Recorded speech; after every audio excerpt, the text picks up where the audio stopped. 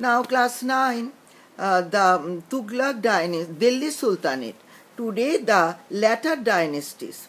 Yesterday I told you about the Muhammad bin Tughlaq. From book page B 93. Sikandar Lodi is said to be greatest of Lodi kings. He suppressed rebellious chiefs and moved the capital from Delhi to Agra in order to keep closer control over the eastern province. Up till the end. Babur defeated Ibrahim at the famous Battle of Panipat in 1526 and laid the foundation of the Mughal Empire in India. The administration of the Sultanate. Now the administration of the Sultanate. The polity. The Muslim state in India as elsewhere was a theocracy. It was a system in which the Sultan ruled in the name of God, and Islam was the religion of the state. Only one religion, that is Islam. The Sultan and the central administration. The Sultan of Delhi was the unlimited despot. He was the chief executive of the state. He was also the highest judicial authority. The Sultan was the commander-in-chief of the army. His powers were very wide. He was responsible for the safety and security of the state.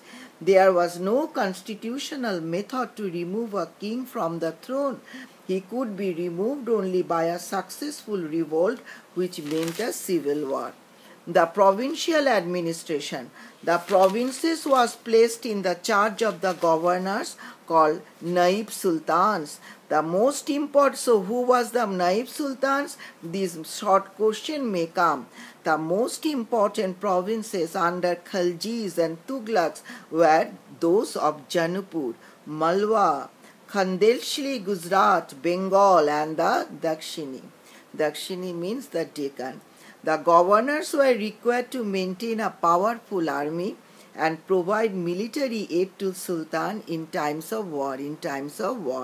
In each province there was a regular department for the collection of land revenue and other taxes.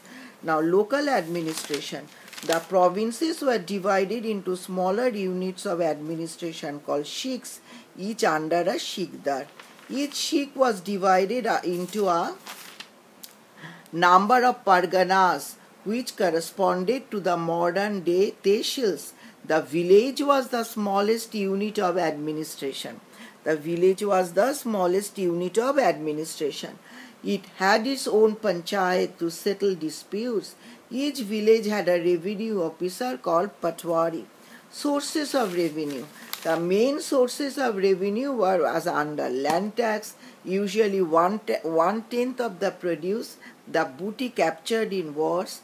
3. A religious tax levied upon Muslims only, and poll tax, jizya, charged from the non-Muslims. According to some historians, jizya was not realized by all the sultans of Delhi. A few other taxes were a tax on import goods, the house tax, the grazing tax, and a number of other minor taxes. Land revenue continued to be the most important source of income of the Sultanate of Delhi. Now, spirit of harmony and cooperation, very important. All of you look at the book. The Turkish state was a theocracy in which Islam was the religion of the state. What was the religion? Islam. But a few Turkish rulers knew that unless Hindus cooperated with them, Muslim solidarity and nobility could not be sustained. Now, the intermingling of Persian and the Arabic words with Hindus led to the evolution of a common language, which came to be known as Urdu. The Urdu came to be known as the common language or the camp language. The Sufi saints and a number of religious thinkers and social reformers brought in amity a goodwill between the Hindus and the Muslims, Guru Nanak Dev, Kabir and other saints preached that God is one and must be worshipped with love and devotion. God is one and must be worshipped with love and devotion. Their message of religious toleration made a profound impression in people of all communities. Slowly but surely, Hindustani way of life was evolving. That is a mixture of both the Hindus and the Muslims. Hindustani way of life was evolving. Okay, my students, today up till this, next day few question answer. Okay, thank you very much.